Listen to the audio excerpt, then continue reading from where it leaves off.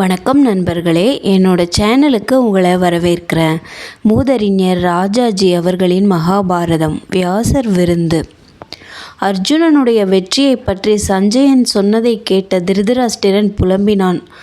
சூதனே, சமாதானத்தை விரும்பி ஜனார்த்தனன் அஸ்தினாபுரத்திற்கு வந்தபோது இதுவே நல்ல சந்தர்ப்பம்.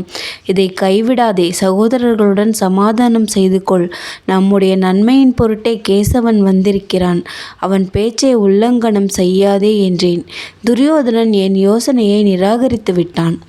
கர்ணன், துச்சாதனன் இவர்கள் சொன்னதே அவனுக்கு இதமாக தோன்றிற்று. காலபுருஷனால் தூண்டப்பட்டு நாசத்தை தேடிக்கொண்டான். துரோணரும் யுத்தம் வேண்டாம் என்றார். பீஷ்மரும் பூரிசிரவசும் கிருபரும் இன்னும் மற்றவர்களும் யுத்தம் வேண்டாம் என்றார்கள். மூர்க்கனான என் மகன் கேட்கவில்லை. பேராசையால் தூண்டப்பட்டு கெட்ட எண்ணமும் கோபமும் நிறைந்த மனநிலையில் சிக்கிக்கொண்டு யுத்தத்தை வரவழைத்து கொண்டான். சஞ்சயன், ஜலம் போன பின் அணை கட்டுவதைப் போல இப்போது நீர் புலம்புவதில் என்ன பயன்? சூதாட்டத்திலிருந்து குந்தி புத்திரனை நீர் முதலிலேயே ஏன் விலக்கவில்லை? அவ்வாறு செய்திருந்தால் இந்த பெரும் துக்கம் வந்திராது. பிறகும் யுத்த பேச்சு நடந்த போதாவது உம்முடைய குமாரனை தடுத்திருந்தீராகில் இந்த துக்கம் வந்திராது. பிதாவானவன் செய்ய வேண்டிய கடமையை செய்து மகனை அடக்கியிருந்தீராகில் இந்த பெரும் துயரம் உம்மை பீடித்திருக்காது.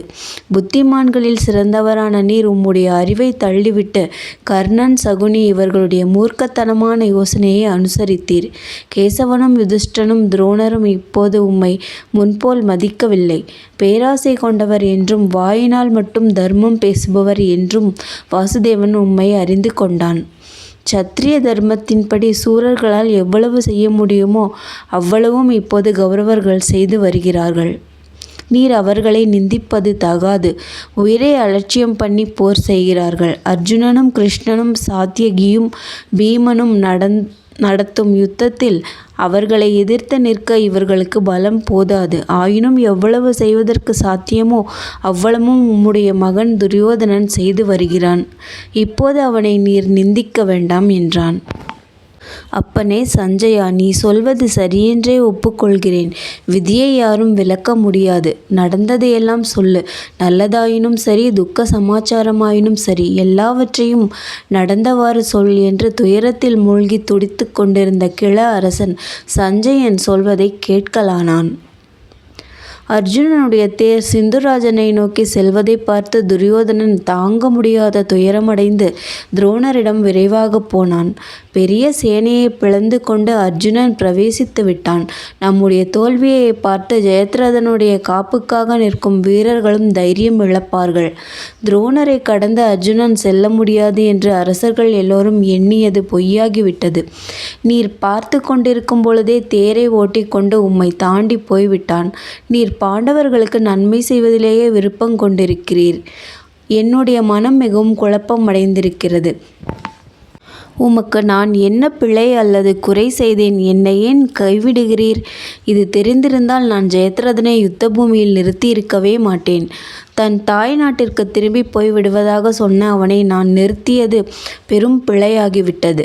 அர்ஜுனன் ஜெயத்ரதனை தாக்கினால் அவன் மீள மாட்டான். துயரத்தினால் பிதற்றுகிறேன்.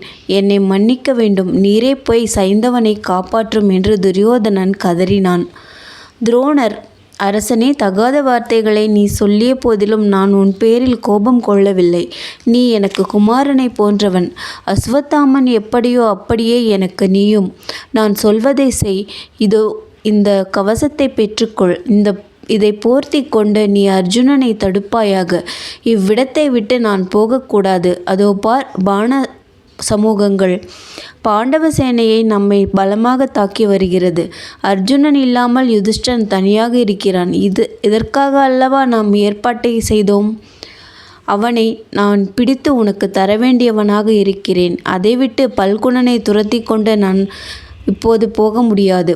வியூகத்தின் முகத்தை விட்டுவிட்டு நான் அர்ஜுனனை குறித்து சென்றேன். ஆனால் அனர்த்தம் நேரிடும். நான் போர்த்தியிருந்த கவசத்தை தரித்து கொண்டு செல். பயப்படாதே, நீ சூரன், சமர்த்தன். இந்த கவசத்தின் மேல் படும் ஆயுதம் உன்னை பாதிக்காது. மந்திர சக்தி பொருந்திய இந்த கவசம் உன் தேகத்தை காப்பாற்றும்.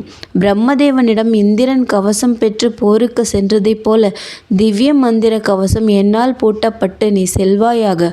உனக்கு மங்களம் என்றார். திவ்ய கவசம் அணிந்து துரியோதனன் ஆச்சாரியார் சொன்னபடி பெருஞ்சேனையுடன் தைரியமாக அர்ஜுனனை நோக்கிச் சென்றான். அர்ஜுனன் கௌரவ சேனையை தாண்டி வெகு தூரம் சென்றான். குதிரைகள் களைப்பு அடைந்திருப்பது கண்டு தேரை நிறுத்தி குதிரைகளை அவிழ்த்து இளைப்பாறச் செய்ய கருதினான். அச்சமயம் விந்து அணுவிந்தர்கள் என்ற 2 சகோதரர்கள் அர்ஜுனனை தாக்கினார்கள். அவர்களை எதிர்த்து அவர்களுடைய படையை துரத்தி அடித்து 2 சகோதரர்களையும் அர்ஜுனன் வதம் செய்தான். பிறகு கண்ணன் குதிரைகளை அவிழ்த்து மண்ணில் புரளச் செய்து இளைப்பாற்றினான். மறுபடியும் குதிரைகளை பூட்டிக் கொண்டு ஜெயத்ரதனை நோக்கி விரைவாகச் சென்றான். தனஞ்சயா, அதோ பார், பின்னால் துரியோதனன் வருகிறான். இதைவிட உனக்கு வேறு நல்ல சமயம் கிடைக்காது. வெகு காலமாக அடங்கியிருந்த கோபத்தை இப்போது தீர்த்துக்கொள். அனர்த்தங்களுக்கெல்லாம் மூல காரணமான இவன் இப்போது உன் பாணங்களுக்கு இலக்காக வந்திருக்கிறான்.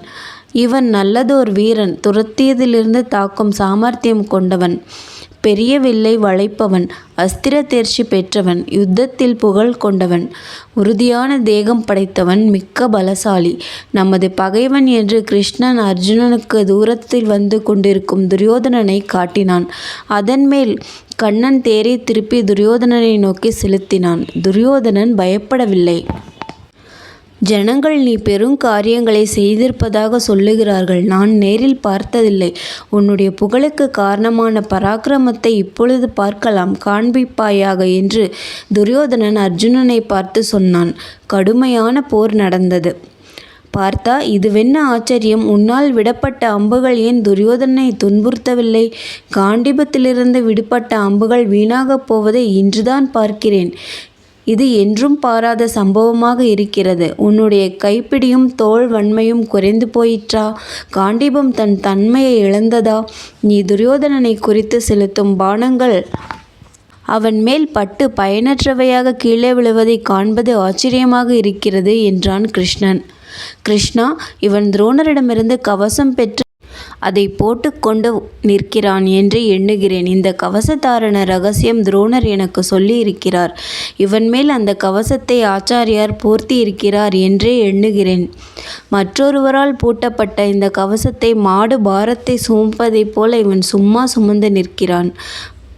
இப்போது என் சாமர்த்தியத்தை பார் என்று அர்ஜுனன் பாணங்களை விட்டு துரியோதனனின் குதிரைகளையும் சாரதியையும் தேரையும் இழக்கும்படி செய்தான்.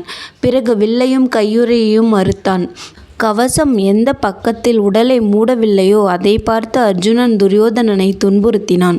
கவசம் மூடாத பள்ளங்களிலும் நகக்கண்களிலும் நுண்ணிய அம்புகளை விட்டு செலுத்தி துன்புறுத்தினான். துரியோதனன் தோல்வியடைந்தான். துரியோதனன் புறங்காட்டியதும் கண்ணன் பாஞ்சஜன்யத்தை ஊதினான். ஜெயத்ரதனுக்கு காப்பாக இருந்த வீரர்கள் இதை கண்டதும் மிக்க கலக்கமுற்றார்கள்.